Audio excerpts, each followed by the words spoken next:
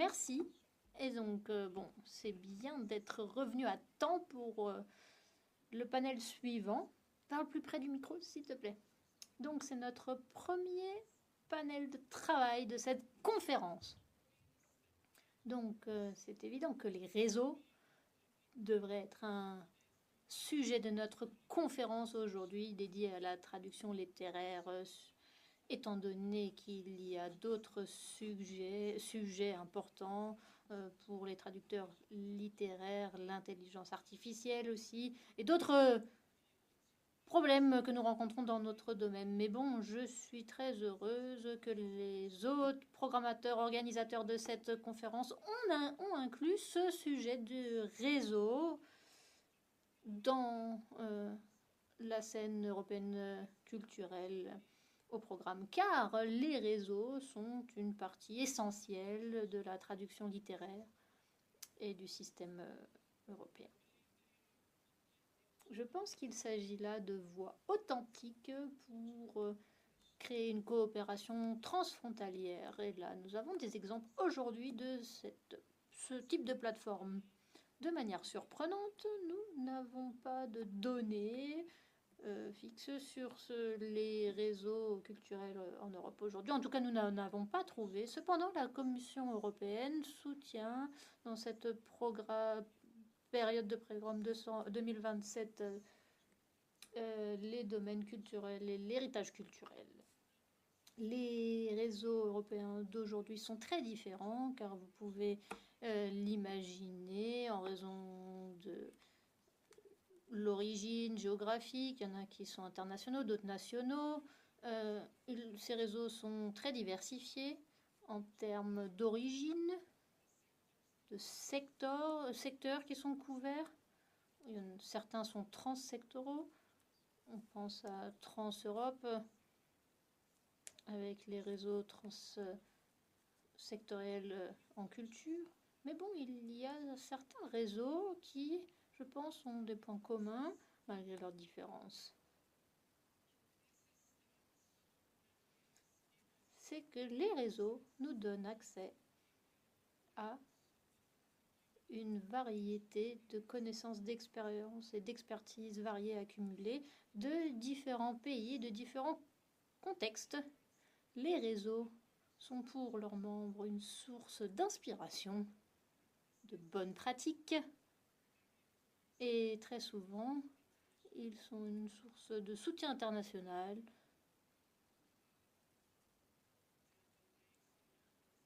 Vous vous souviendrez de la manière dont les réseaux ont joué un rôle important dans notre culture européenne, dans la crise récente, ainsi que dans la pandémie ou la guerre en Ukraine. Par exemple, notre réseau Récit a mobilisé relativement rapidement des échanges transfrontaliers. On a réagi aussi pendant la pandémie pour continuer à apporter du soutien à la traduction littéraire. Donc les réseaux ont cet outil de plateforme unique et authentique qui permet de négocier, de réexaminer les points communs pour nous, mais également de renégocier nos différences pour trouver des solutions, je l'espère, communes. Je me réjouis de présenter nos orateurs aujourd'hui. Je commence. Aujourd'hui, notre panel aura la parole jusqu'à 12h30. C'est un honneur de vous présenter les orateurs. À votre gauche, Joris Smets de Flanders Littérature qui nous parlera du réseau Récit. Récit qui signifie Réseau européen des centres internationaux de traducteurs littéraires. Ensuite, vous avez Andrei Lovsin qui vous parlera du réseau Traduki, qui est un réseau régional ou plus que régional pour l'édition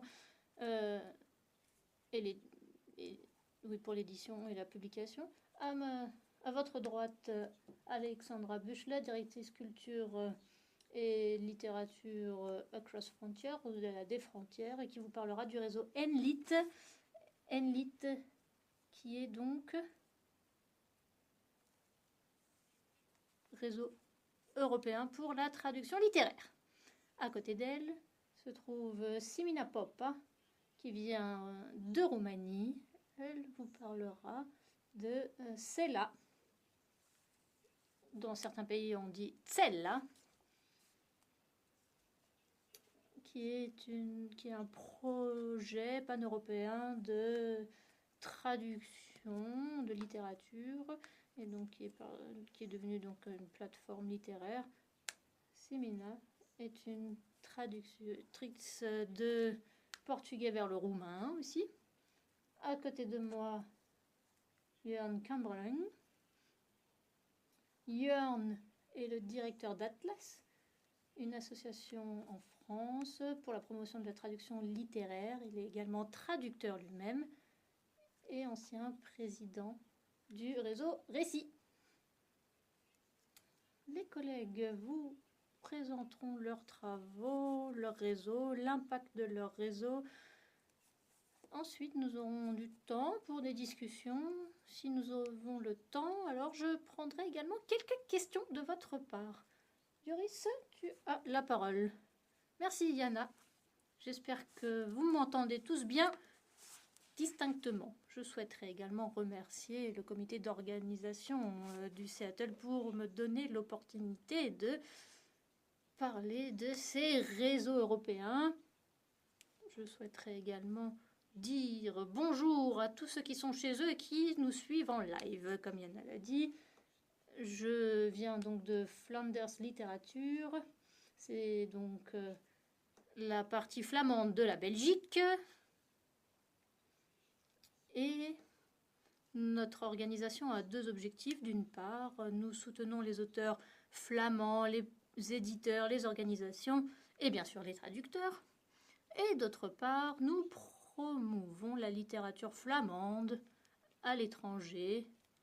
Nous allons au salon, dans les grands salons de livres, et puis nous offrons des subventions, notamment pour la traduction. Donc les traducteurs sont importants pour nous, pas seulement pour l'octroi de subventions, mais aussi nous avons un petit programme de résidence pour les traducteurs. Cela fait plus de 10 ans maintenant que nous le faisons. C'est un petit programme, c'est une petite résidence. Nous sommes un petit membre du réseau Récit, mais bon, c'est un appartement très cosy dans une zone très agréable d'Anvers. Vous pouvez tous venir. Cette résidence connecte donc la littérature flamande au réseau Récit. J'ai le privilège d'être le vice-président de ce centre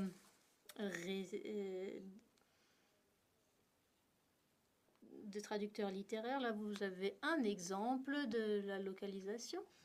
Nous sommes donc un réseau qui a été créé à la fin des années 70. Récit était à Stralen, vous le voyez en bas à gauche. Et Récit est devenu donc ce programme est devenu un modèle pour les pays européens. Et donc nous avons eu l'idée de créer un réseau plus formel pour résidence pour les traducteurs. C'est ce que nous avons fait. Ensuite, Récit est devenu une organisation avec 70 membres dans 15 pays. Bien sûr, ce qui unit ces centres, c'est qu'ils sont tous ouverts et qui accueillent des professionnels de la littérature, notamment des traducteurs. Mais bien sûr, ils sont uniques. Comme je l'ai dit, nous sommes donc une petite résidence. Stralen est bien plus grand. L'emplacement est bien différent. Il y en a un qui est dans une ville, l'autre qui est plus à la campagne. Les exigences d'admission sont assez diverses aussi. Et donc, il s'agit là d'un reflet de la diversité culturelle et linguistique de notre continent. Comme vous le savez tous probablement, les professionnels de la littérature sont toujours très occupés. Et participer à une résidence ou organiser ces résidences, c'est plus qu'un boulot à temps plein. Donc, c'est pourquoi nous avons créé un réseau. Et bon, c'est une plateforme merveilleuse pour échanger. Nul besoin de le dire. Vous avez l'opportunité de rencontrer des pairs. Et c'est un moyen de mettre en avant cet espace européen de partage. Et cela a lieu tous les ans. Par exemple, nous avons une assemblée générale qui donne l'opportunité de visiter un nouveau centre tous les ans. Et comme Yana l'a mentionné, notamment dans ces périodes difficiles durant la pandémie ou la guerre en Ukraine, il y a beaucoup de réunions en ligne qui ont été organisées entre les membres afin de partager leurs expériences et de traverser ces périodes difficiles. Je pense que le réseau fonctionne très bien. Bien sûr, il y a toujours des opportunités de le renforcer. Parce que j'estime que les réseaux ne profitent pas seulement de leurs membres en tant que tels, mais les réseaux profitent aussi ou s'enrichissent grâce aux législateurs. Je pense à Enlit, et cela vaut pour tous les réseaux. Je pense qu'un réseau fort peut être un bon partenaire pour conseiller les politiques. Et bon, il y a encore des étapes à faire dans ce sens, je pense. Une manière de renforcer nos réseaux était de nous engager dans un projet à large échelle qui s'appelle Traduire les émotions, Translating Emotions. Là, vous voyez vraiment ce que peut obtenir un réseau. Et ça, ce n'était possible que parce que le réseau existait déjà. C'était bien plus simple de concrétiser en action une idée, une bonne idée. Et donc, la traduction en mouvement, c'est résidence de 8 ou 9 traducteurs dans différents pays pour promouvoir la circulation des livres, notamment avec des petites langues. L'accent était mis sur les Balkans occidentaux. Il y a eu une résidence ou un programme d'échange mis en place. Des ateliers ont été mis en place dans les différents sites et tout a été organisé pour intégrer les pays des Balkans occidentaux dans cette grande résidence européenne. Un des résultats de ce projet Traduction en mouvement était donc un exercice de cartographie. Comme je l'ai dit, il y a différents partenaires engagés dans ce projet. J'ai déjà mentionné le type d'activités qui ont eu lieu dans le cadre de ce projet, Traduction en mouvement. Là, vous avez différentes images des activités qui ont eu lieu en Albanie, en Macédoine du Nord, à Belgrade, etc. Ce que je voudrais dire, c'est mentionner la cartographie, cet exercice qui a été fait. J'ai un exemple là. Ça, c'est la première fois qu'un effort a été fait pour rassembler sur une base de données en ligne, mais aussi dans cette publication, un aperçu général de toutes les résidences en Europe. Pas uniquement pour les membres du réseau Récit, mais toutes les résidences. Je pense qu'il y en a 51. Et je vous recommanderais de consulter notre site afin de regarder toutes les opportunités qui existent dans notre continent. Il y a quelques brochures ici sur la table, malheureusement pas assez pour vous tous, mais cela vous donne un aperçu des opportunités de résidence dans notre continent. Et enfin, je souhaiterais mentionner le manuel qui a résulté de ce projet Traduction en mouvement, qui est un document de 25 pages qui collecte toutes les informations sur la manière d'organiser des ateliers, des sessions diverses et comment organiser aussi d'un point de vue financier, etc. Donc, je vous encourage vraiment à aller consulter le site internet de Récit où vous trouverez tous ces documents très intéressants. Merci.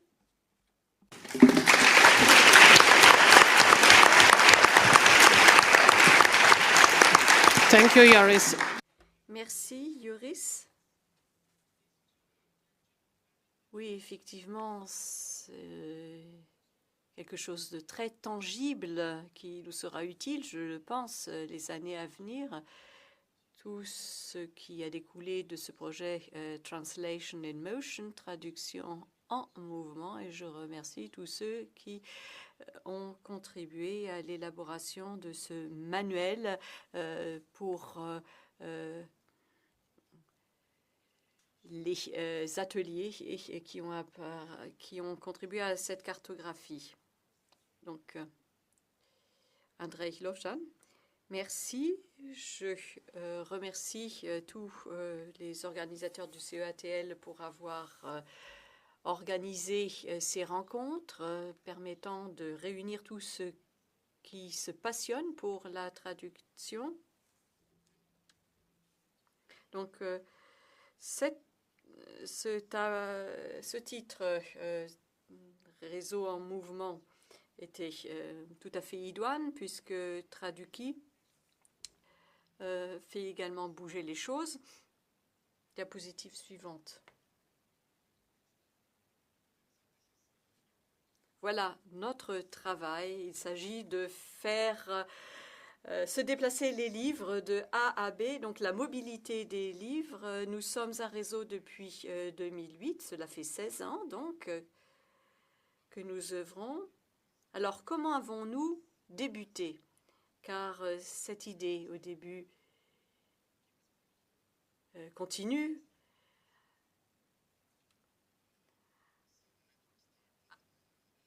À nous garder en mouvement. Alors, nous voulions à Berlin mettre en place des projets communs. Pro Helvetia a contacté le Goethe-Institut d'Allemagne, par exemple, pour soutenir les traductions dans l'Europe du Sud-Est.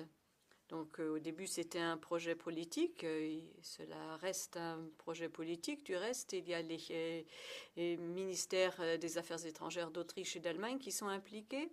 Et il y a également les Ernst Fischer Stiftung et notre réseau est basé à Berlin. Le sud-est de l'Europe a été choisi à la fin des années 2000, vers les années 2010, parce que c'était encore une région en proie à des conflits, mais nous voulions dépasser cela, nous voulions montrer également que c'est une région qui jouit d'une force de tradition littéraire, et nous voulions également retisser ce lien qui s'était rompu avant lors des événements des années 90. Donc au début des années 2000, il y avait toujours un conflit armé dans cette région, l'Europe du Sud-Est, le Balkan. Donc nous avons lancé cette coopération avec les pays germanophones et avec certains pays du sud-est de l'Europe. Alors notre cœur, c'est la traduction, le soutien à la traduction, d'où le nom Traduki, qui veut dire traduire en espéranto. Alors, il s'agit de traduire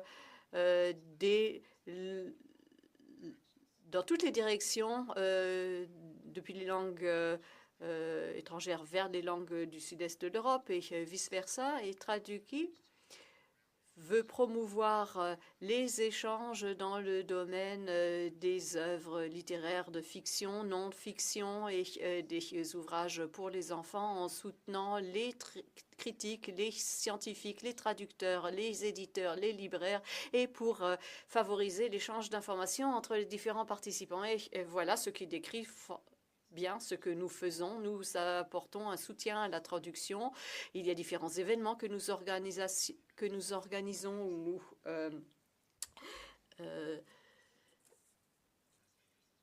soutenons la mobilité des autres traducteurs. Nous avons soutenu la publication de 1700 titres dans 105 combinaisons linguistiques possibles. 50% sont des traductions depuis l'allemand. C'est la langue la plus représentée dans notre réseau, bien sûr dans les autres langues de l'Europe du Sud-Est. Et il y a 35% de traductions entre les différentes langues du Sud-Est. Et pour le reste, c'est des traductions des langues du Sud-Est de l'Europe vers l'allemand. Donc, comme je l'ai dit, 1700 livres ont été publiés jusqu'à présent. Et nous voulons acheminer ces livres pour qu'ils trouvent leur public, d'où différents événements que nous organisons. Et notre plus grande plateforme, c'est la Foire aux livres de Leipzig, où chaque année, nous présentons 20 à 40 auteurs avec un programme très riche. Donc, si vous êtes à Leipzig, vous verrez le stand de Traduki qui sera bien représenté. Notre travail se fonde sur les mêmes principes qu'au tout début. Notre réseau s'est accru. Nous regroupons 8 membres de 14 pays. Et l'enseignement que j'ai tiré de tout cela, ces 14 dernières années, c'est que nous avons constitué un réseau pérenne qui n'est pas dépendant des sources de financement extérieures. Nous générons par nos propres activités notre propre financement et nous n'avons pas besoin d'attendre des fonds qui viennent d'ailleurs.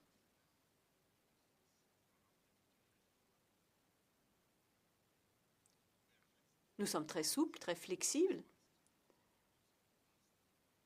Et nous pouvons répondre à des demandes de dernière minute. C'est peut-être contre-intuitif puisque nous regroupons 18 partenaires, mais nous pouvons réagir très vite, bien plus rapidement que certains programmes de soutien nationaux qui sont très strictement encadrés par la loi, etc. Nous sommes beaucoup plus flexibles pour réagir au cas par cas, pour apporter notre soutien. Ce réseau travaille avec des partenaires pour développer un climat de confiance entre les partenaires. And I want to conclude.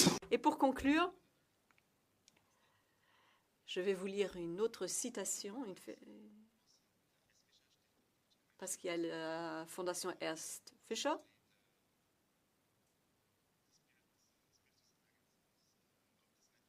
En fait, qui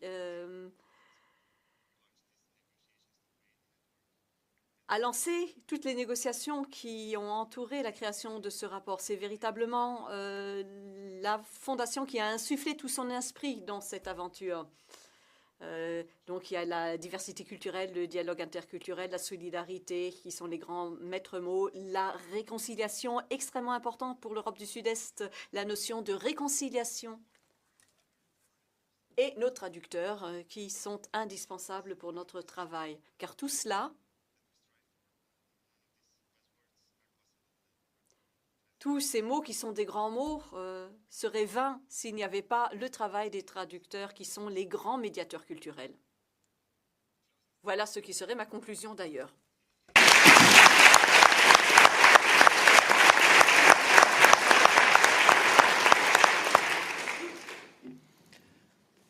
Thank you, Andrei. Merci André. Ensuite, lors du débat, nous pourrons évoquer la question du financement que produit Tradukim, mais ce n'est pas le seul grand service que ce réseau donne, puisque Traduki dispose d'une énorme base de données concernant l'Europe du Sud-Est. Alexandra Buchla. Merci Yana. Je remercie ceux qui m'ont invité à participer à cette rencontre. C'est un plaisir, un honneur d'être ici. Bon, ce sont les termes de circonstance, mais je le pense véritablement puisque je suis heureuse de représenter un réseau européen et je suis directrice d'une organisation qui est basée au Royaume-Uni. Donc, à ce titre, je vais vous dire d'où nous venons. Nous avons été fondés il y a 20 ans avec les soutiens du programme culturel de l'Union européenne de l'époque, Europe créative, et ensuite il y a eu véritablement cette calamité que fut le Brexit. Et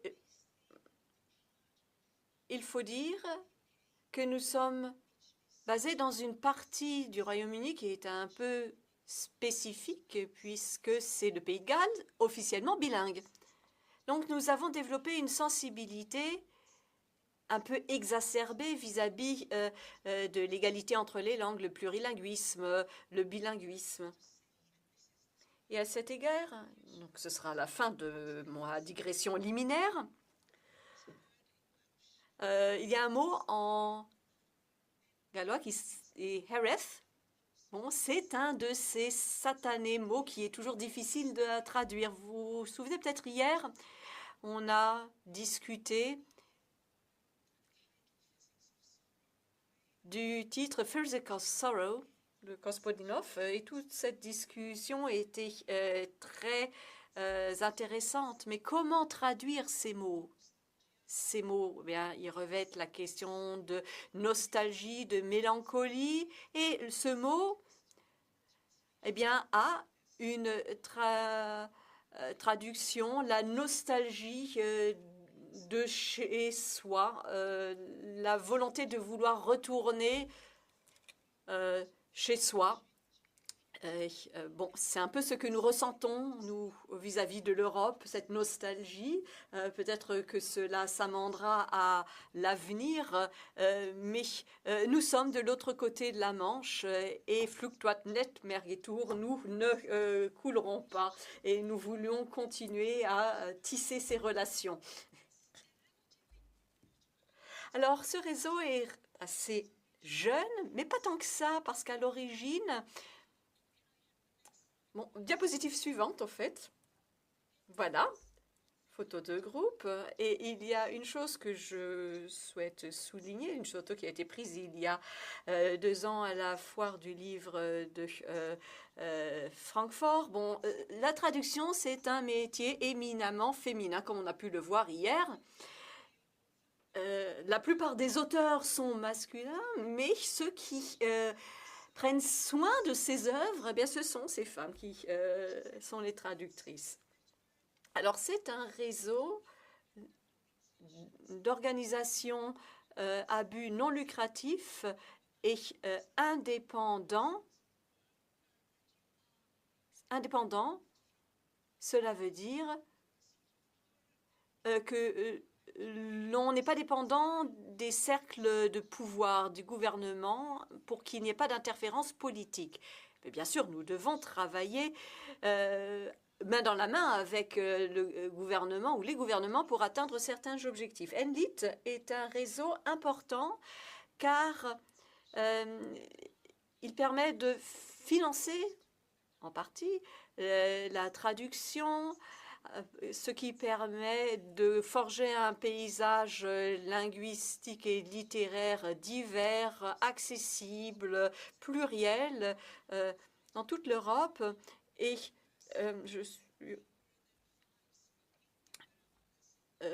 il y a 5 d'entre nous qui sont représentés ici et vraiment, j'ai pu entendre ce soupir consterné lorsque l'on a entendu dire la Commission qu'elle veut entrer en contact avec Enlit, discuter avec Enlit, mais ne sait pas comment. Alors venez nous rejoindre. Il y a Floride, par exemple, une de mes collègues qui parlera de cela.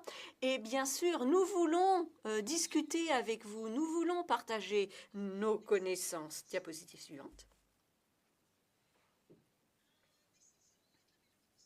Voilà un peu l'histoire d'Enlit. Le réseau est né d'efforts déployés pour rassembler ces différentes organisations européennes.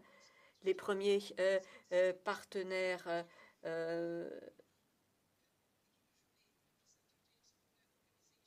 étaient des organisations qui ont toujours eu pour vocation de soutenir la mobilité et la translation. Et nous devons également remercier la Foire du Livre de Francfort qui nous ont donné un espace pour nous réunir. Donc, Francfort, c'est à l'intersection entre tout ce qui est commercial, puisqu'il s'agit de vendre des livres, mais pas simplement.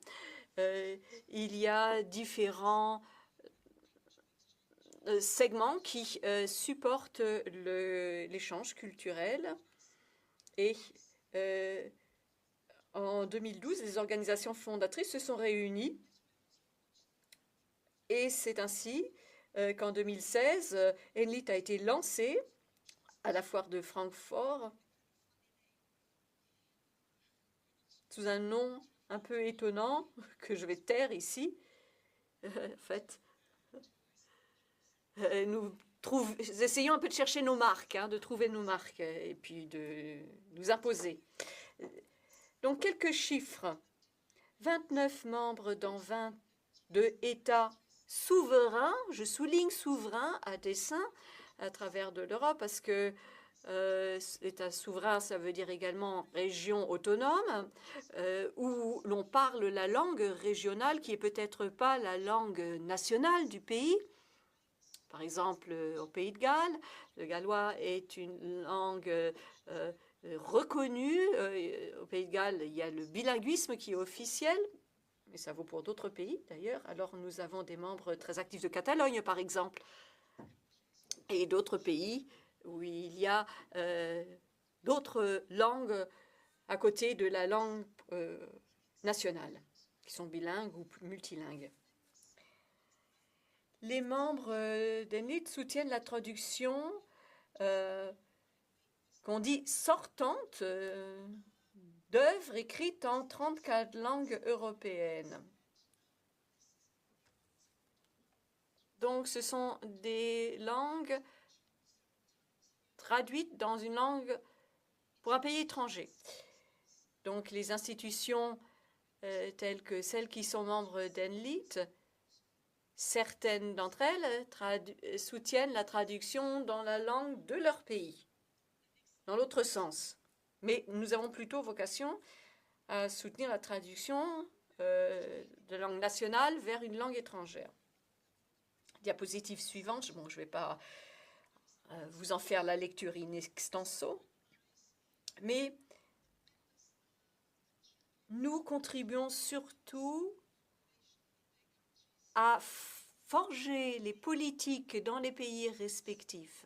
Et nos associations sont également les bailleurs de fonds. Bien sûr, ils doivent être financés par les gouvernements, mais l'objectif de ces associations, de nos membres, c'est de contribuer au financement de cette chaîne de valeur, de garantir la mobilité et la circulation des œuvres littéraires. Et c'est là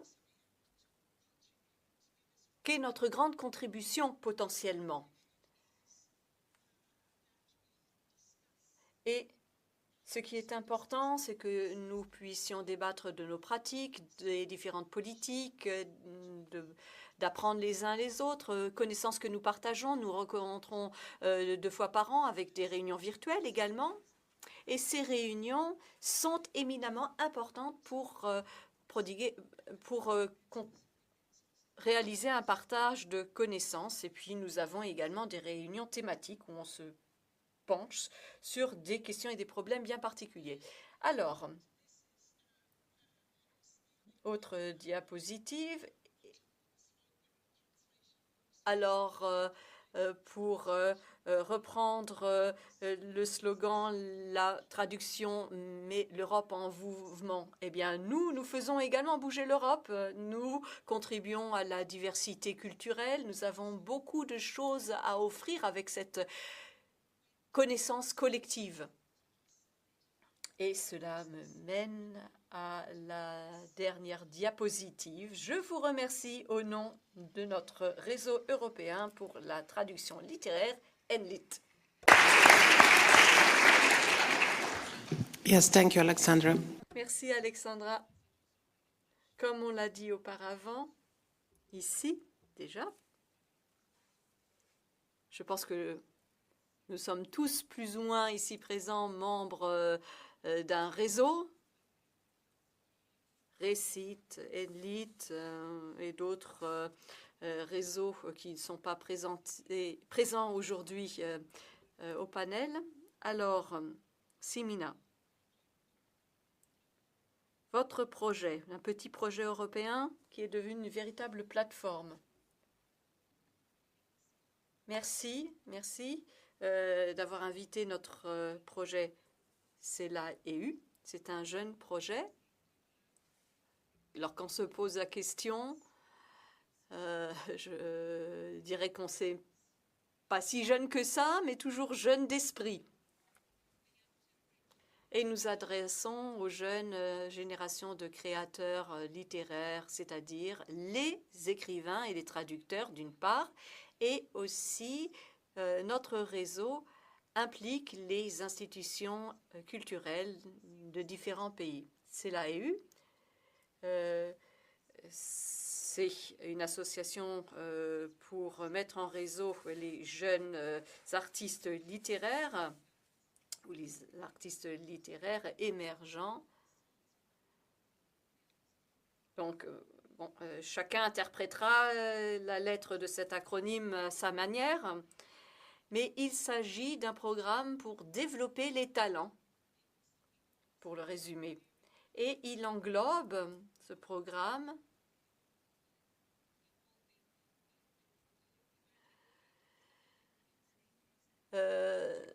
toute une palette de missions,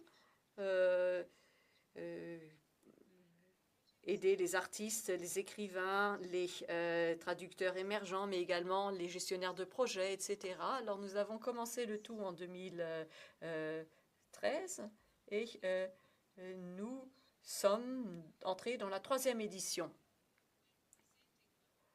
Alors lorsque l'on présente les tenants et aboutissants de ce projet, eh bien, c'est très complexe, ça tient sur plusieurs pages. Alors, pour ne pas lasser le public, on a un peu zappé l'introduction et puis on se concentre sur véritablement ce qui est le plus important. Diapositive suivante. Voilà les différents partenaires de cette édition 2024, donc c'est tout nouveau, édition qui durera jusqu'en 2027, donc qui s'inscrira dans une période de 4 ans, 11 pays qui sont impliqués dans cette 3e édition, et chacun de ces pays sont les partenaires qui contribuent au projet. Donc vous les voyez apparaître en bas. Wintertuin des Pays-Bas, par exemple, qui est le principal coordinateur et le fondateur du projet, de Bourne Passaporta, de Belgique, Italie, Scuola Holden, Escuela de Escritores pour l'Espagne, Guga Publishing House pour la Slovénie, République tchèque, Tchèque-Lit, la Pologne, le Bureau des festivals de Cracovie, la Serbie, l'association Crocodile, la Bulgarie, la fondation Next Page, l'Ukraine, l'Arsenal livresque. Et nous avons 2 partenaires, le Musée naturel de littérature de Iași et la Translate Association, d'où je viens. Donc, il s'agit de coordonner toutes les activités. Chaque partenaire de chaque pays sélectionne 3 écrivains émergents et doit, pour chacun d'entre eux, sélectionner des traducteurs pour toutes les langues présentes dans le projet.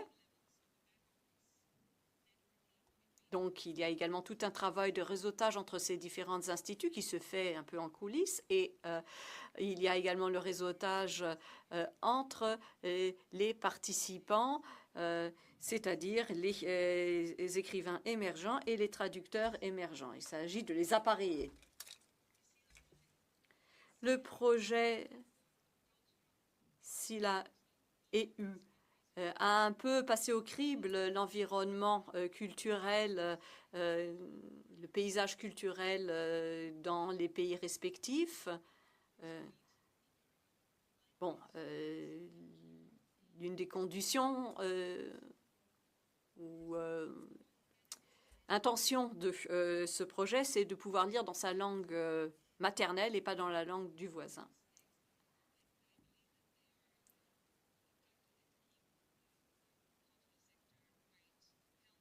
Et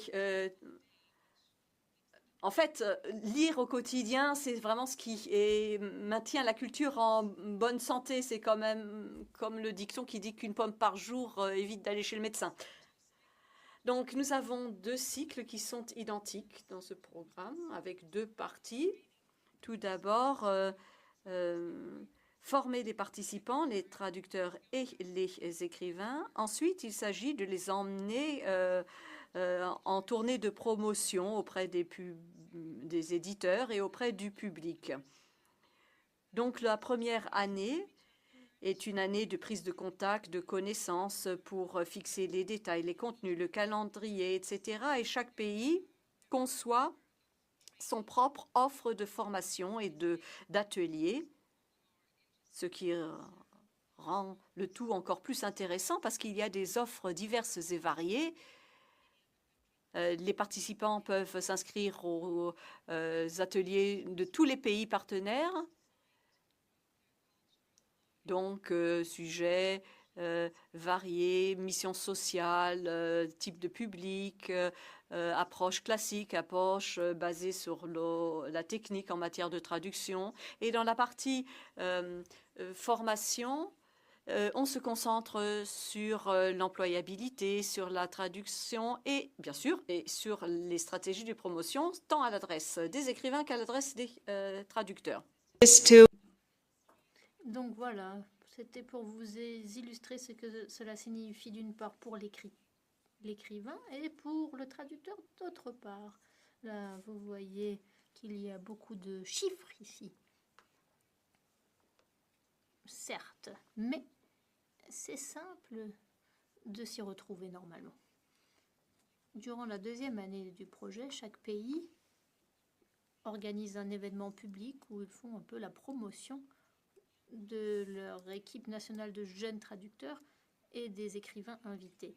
Ils essayent d'atteindre le marché de l'édition et de lancer cette nouvelle génération et de les relier à ces éditeurs. Un grand avantage, c'est également que les écrivains et les traducteurs ont sur le site web de CELA leur propre page de présentation avec une petite biographie, un texte, une fiche contact et également une photo. Et ceci est donc a été élargi au cours des 7 dernières années et c'est bien étoffé. La plateforme dont parlait Yana également, c'est un peu le projet SILA qui continue.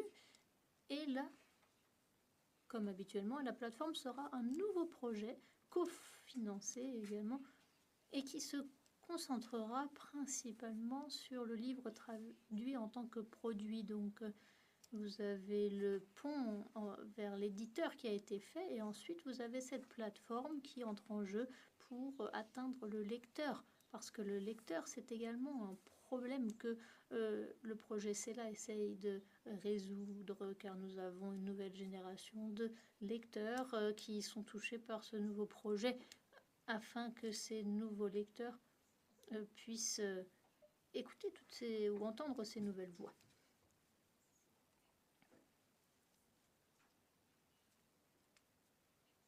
Voilà, ça c'est la carte qui nous connecte tous. Ce projet CELA a deux types de résultats. Vous avez un résultat rapide d'une part, qui commence bien sûr avec la dimension sociale, avec l'aspect humain qu'apporte tout réseau et qui est en fin de compte crucial, qui nous inspire tous. Et puis vous avez le réseautage professionnel et les améliorations avec les meilleures pratiques, la coopération entre tous les partenaires. Un des participants nous a dit c'est que ce que génère CELA, ce n'est pas quantifiable si facilement ou mesurable. Et c'est bien d'une certaine manière, car CELA, ou comme d'autres réseaux je suppose également, eh bien cela correspond à un processus à long terme. C'est un réseau qui doit continuer de bouger et les résultats vont apparaître petit à petit, peut-être cette année, peut-être l'année prochaine, ou peut-être dans 3 ou 4 ans. Mais c'est essentiel que, en arrière-plan, ce réseautage continue, se poursuive, afin que nous ayons cette opportunité. Et donc nous avons les résultats à long terme, les résultats plus lents. Comme vous avez vu, grâce aux partenaires, nous avons mis l'accent sur les combinaisons de langues rares. Parce que ce n'est pas simple pour ces traducteurs de trouver la motivation d'être un traducteur vers ces langues rares. Et donc cela encourage l'intérêt des traducteurs et les maintient en activité, et puis cela les conforte dans le temps et les efforts qu'ils investissent dans ce travail. Merci beaucoup.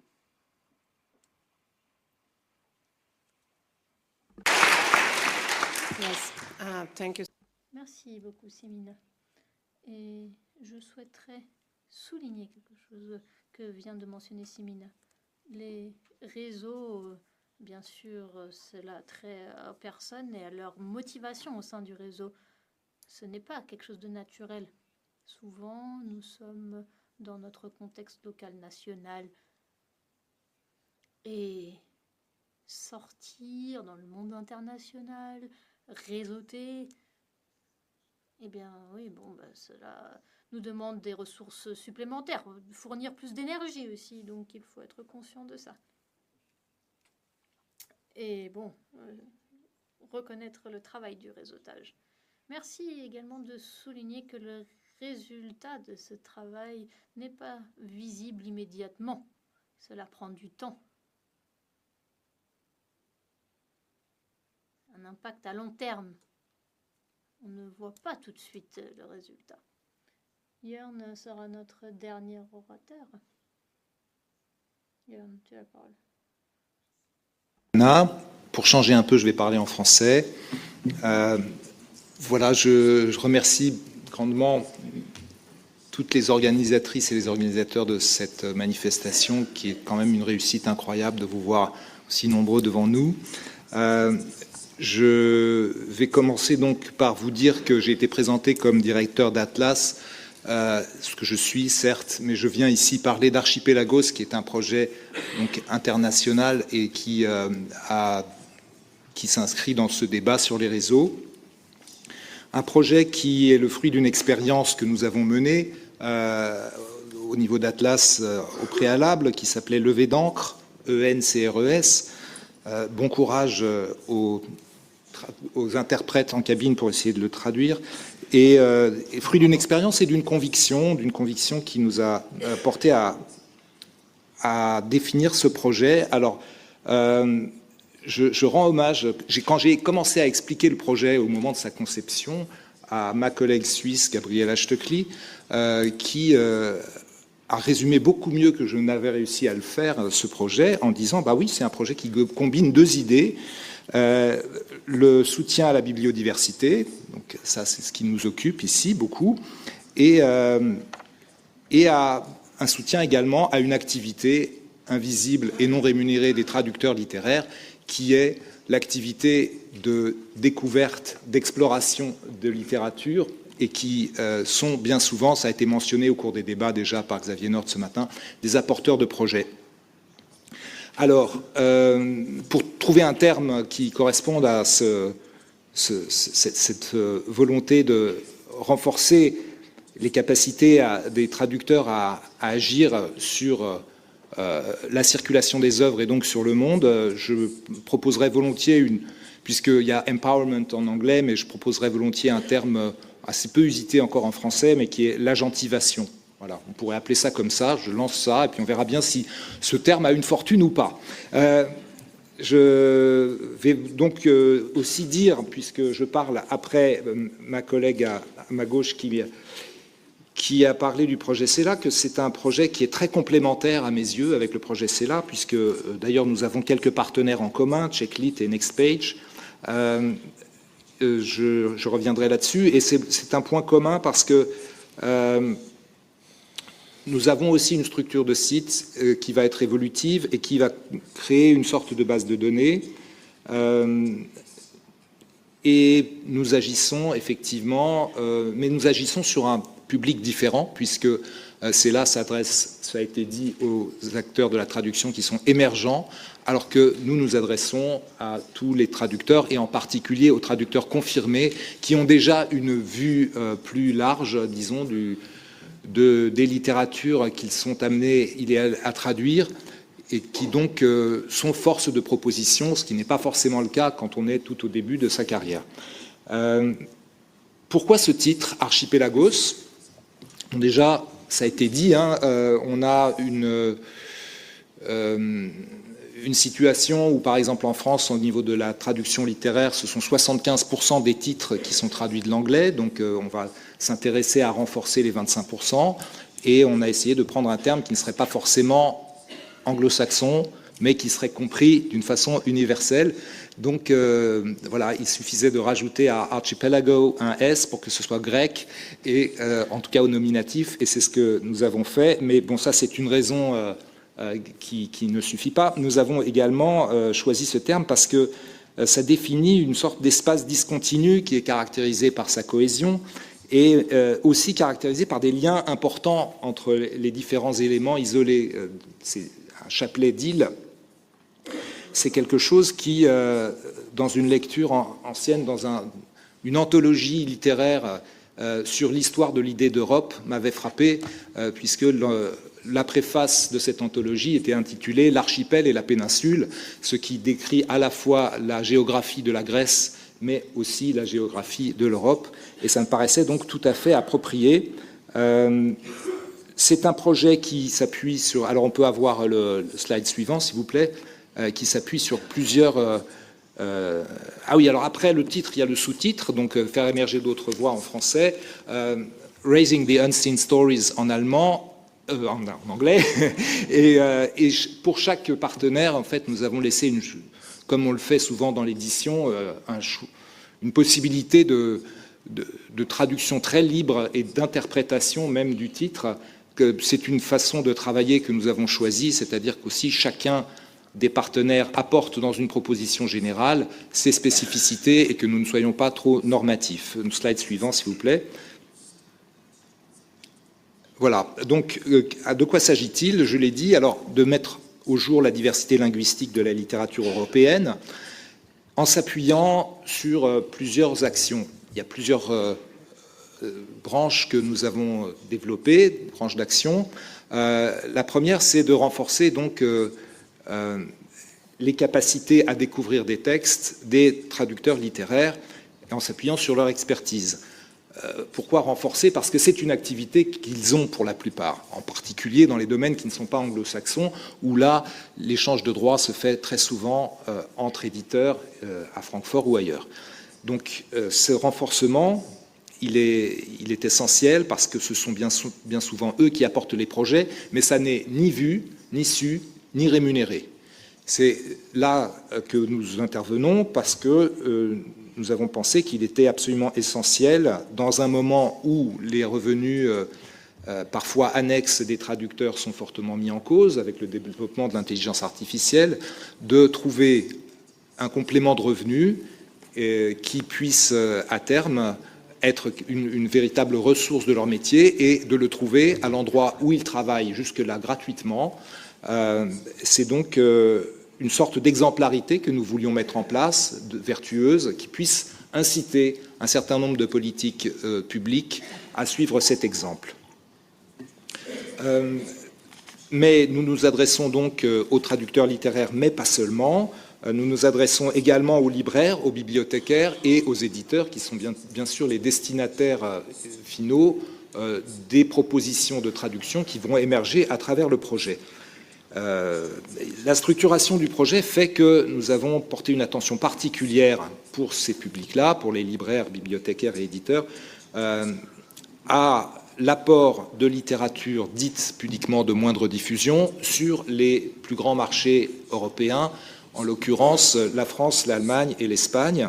Je vous donne un exemple.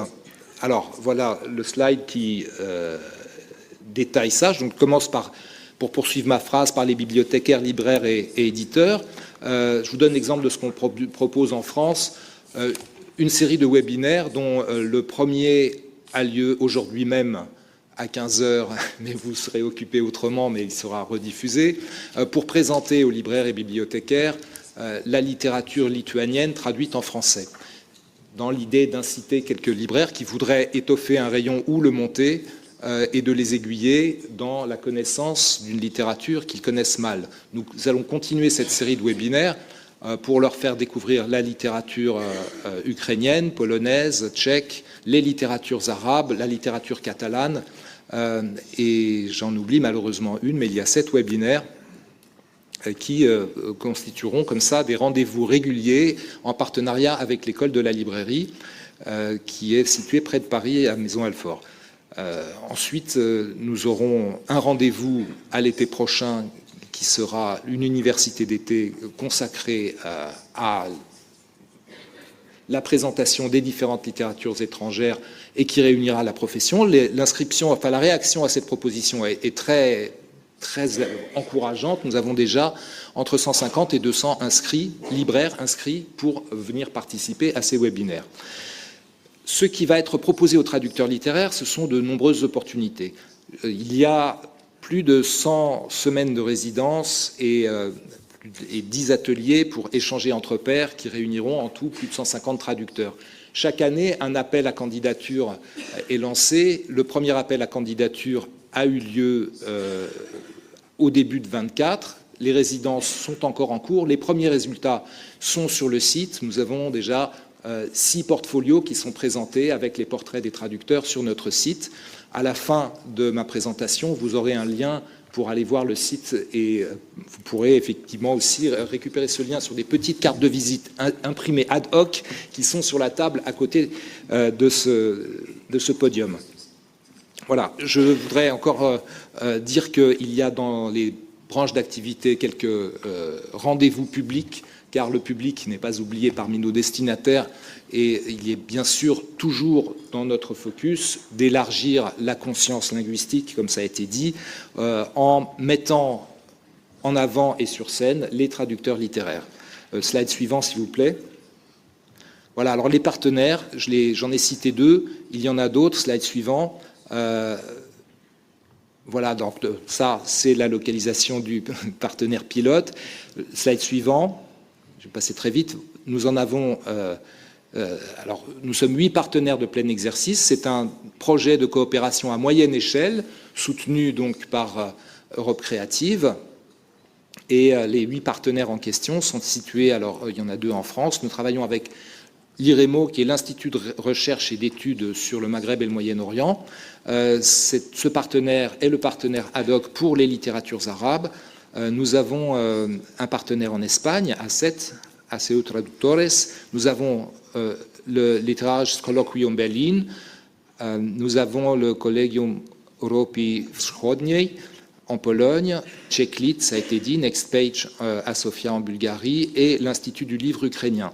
Slide suivant, s'il vous plaît, auquel s'ajoute l'Institut culturel à Vilnius en Lituanie, l'Institut Ramon Llull à Barcelone, et en France, l'école de la librairie que j'ai citée tout à l'heure, et l'Agence régionale du livre qui nous aide à développer notre réseau en direction des bibliothèques.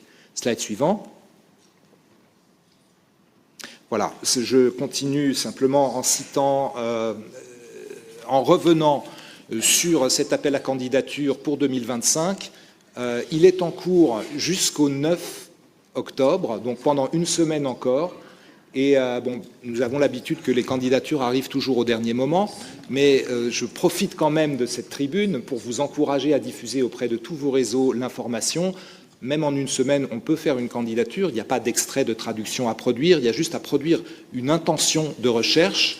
Je vais vous donner quelques exemples parmi les candidats. J'ai regardé les 6 portfolios qui sont en ligne actuellement et quels ont été leurs projets de recherche. Et leurs résultats ont d'ailleurs parfois divergé de ces projets de recherche, mais ce n'est pas grave.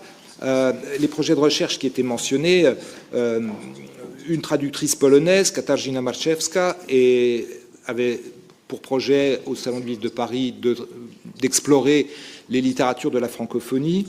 Une autre traductrice, c'était plutôt sur la question des auteurs émergents, avec un critère générationnel. Et par exemple, Lola Mazelbas, qui est une jeune traductrice de l'arabe, avait pour projet d'explorer le catalogue d'une maison d'édition de littérature arabe qui est basée à Milan et qui a trouvé de la littérature libyenne. Tout ça entre dans notre projet. Dionys de Crevel a exploré la jeune poésie catalane. Vous voyez que ça peut partir dans des directions assez diverses. Cette diversité, elle est aussi au cœur de notre projet. Il suffit d'avoir donc un projet d'exploration qui soit assez défini et convaincant. Nous avons eu l'année dernière, pour la première édition, et c'était un véritable succès, 212 candidatures. Nous avons pu retenir une 50aine seulement. Bon, nous avons encore 2 sessions. Une session qui est donc actuellement mise au concours, et puis une autre dernière session qui aura lieu en 2026. J'en ai fini. Merci Yana.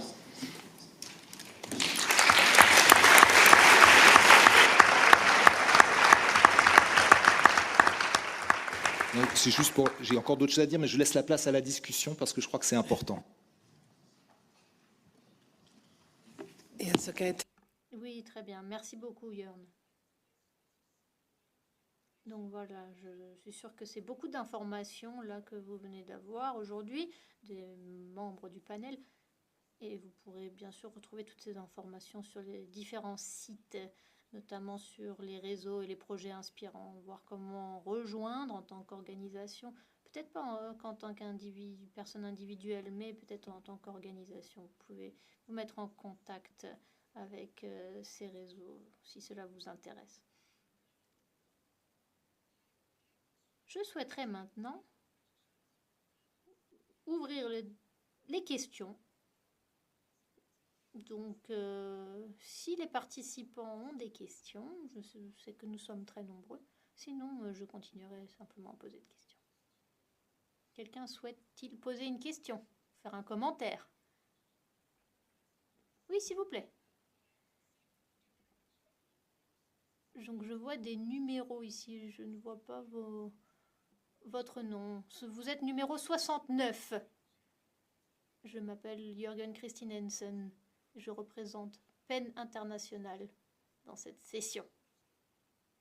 Mais ce n'est pas ce que je voulais dire aujourd'hui. Ce que je voulais dire, c'est que nous avons entendu toutes ces informations très pointues sur les réseaux, sur la promotion des langues, de la littérature, sur la traduction de tout type. Comment est-ce possible que la Commission européenne ait autant de mal à faire la promotion des traductions ou des livres ou de la littérature si nous avons toutes ces initiatives aussi excellentes? Est-ce qu'il ne peut pas y avoir une interaction un des représentants de la Commission européenne a dit, si j'ai bien compris, ils ont eu des difficultés à trouver comment approcher le problème. Moi, j'ai plein d'idées, personnellement, pour remédier à ce problème. D'abord, je voudrais souligner, effectivement, parce que je ne l'ai peut-être pas assez fait, que ce projet est là grâce au soutien d'Europe Créative. Et si j'ai bien compris la question, il s'agit aussi de se demander pourquoi il y a tant de projets différents et pourquoi. Alors, moi, j'ai souligné non, pas du tout. Alors, en tout cas, moi, je sens à ce niveau-là, enfin, au niveau du développement du réseau, un soutien d'Europe Créative qui a parfois du mal à être repris dans les politiques nationales. C'est quelque chose qui est inscrit dans le principe de subsidiarité. Nous avons eu l'expérience d'un projet précédent qui a été soutenu fortement par l'Union européenne, la Fabrique européenne des traducteurs. Et bon, le relais a duré un certain temps, mais s'est éteint. C'est une chose, effectivement, cette articulation entre la politique du livre européenne et les politiques nationales qui reste un point sur lequel il faut travailler.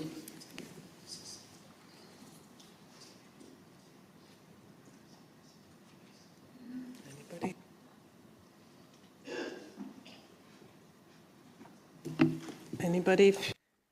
Est-ce que quelqu'un souhaite prendre la parole? Alors moi, je comprends votre question comme une question sur le dialogue politique ou des réglementations. Il y a beaucoup d'exemples sur la manière dont ces réseaux ou d'autres réseaux comme PEN International sont inclus dans un dialogue politique avec la Commission. C'est pourquoi nous sommes justement ici, par invitation d'Alexandra. À moins que vous souhaitiez commenter d'autres questions. Oui, cela fait un peu référence au rapport dont nous parlions dans les présentations précédentes. Lorsque nous avons collecté les données, nous nous sommes rendus compte qu'il est difficile d'avoir une image générale. 20 pays ont donné des réponses et la situation avec le soutien local, soutien national pour un traducteur change pour chaque pays.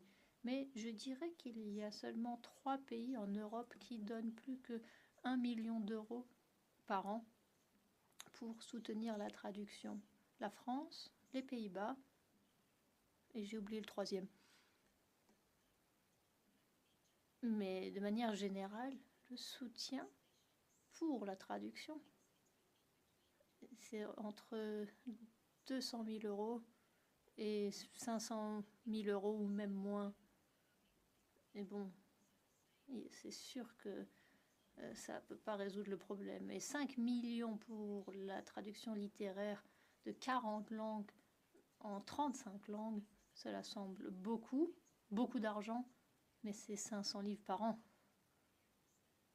Et je comprends que les budgets de la culture sont des sujets nationaux, mais bon, d'un autre côté, il faut que nous fassions vraiment un travail de lobby de dingue pour obtenir plus de financement. Chez Creative Europe, le système, je ne sais pas si vous le savez, mais c'est basé sur concours. Donc il faut poser une candidature, déposer un nombre incalculable de documents pour justifier toutes ces dépenses. Et bon, c'est bien que cet argent existe, mais bon, c'est vraiment de l'argent durement gagné. Et bon, nous avons vu dans le projet Creative Europe que bon, cela aide le système. Je pense que tout le monde mérite d'être soutenu. Faisons-le donc maintenant. Yes. Merci beaucoup. Le panel suivant abordera Creative Europe et le soutien du secteur du livre. Je ne veux pas prendre le temps pour le panel suivant. Oui, je vais prendre une dernière question en commentaire bref, s'il vous plaît. Eh bien, merci beaucoup. Bonjour. Je vais parler allemand.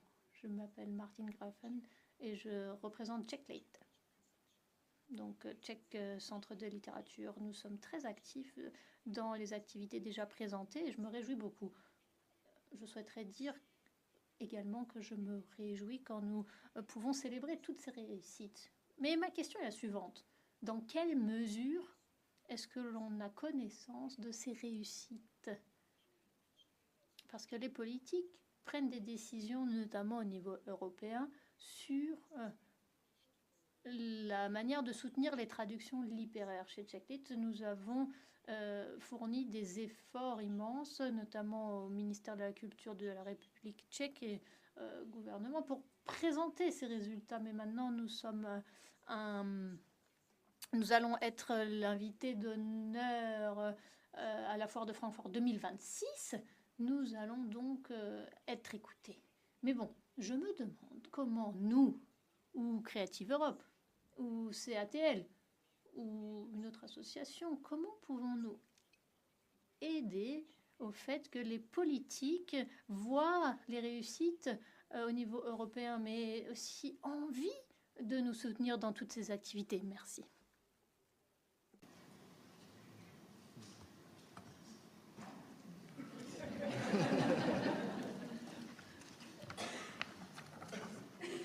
If I may just say, Si je peux me permettre de répondre, merci Martine. Martine, c'est un super collègue chez Enlit.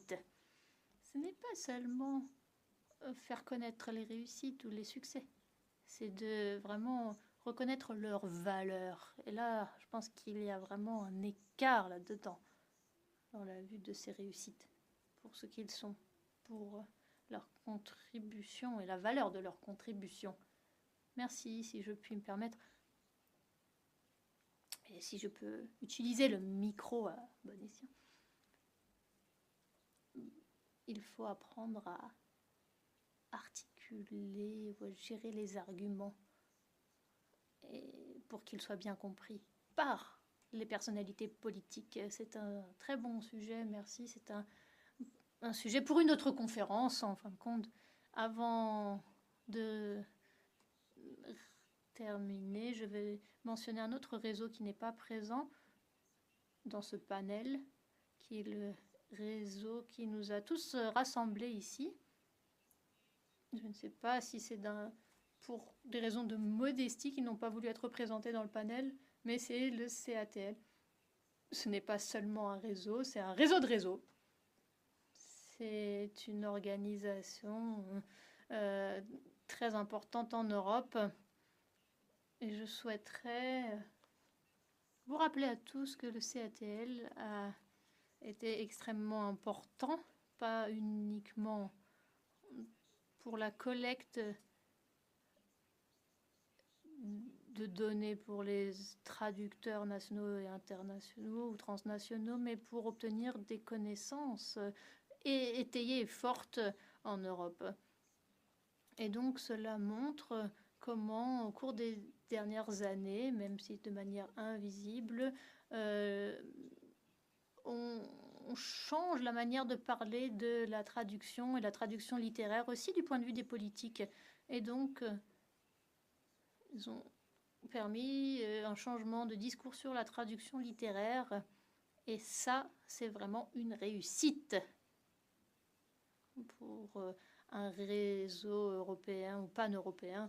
Je souhaiterais les remercier pour cette réussite.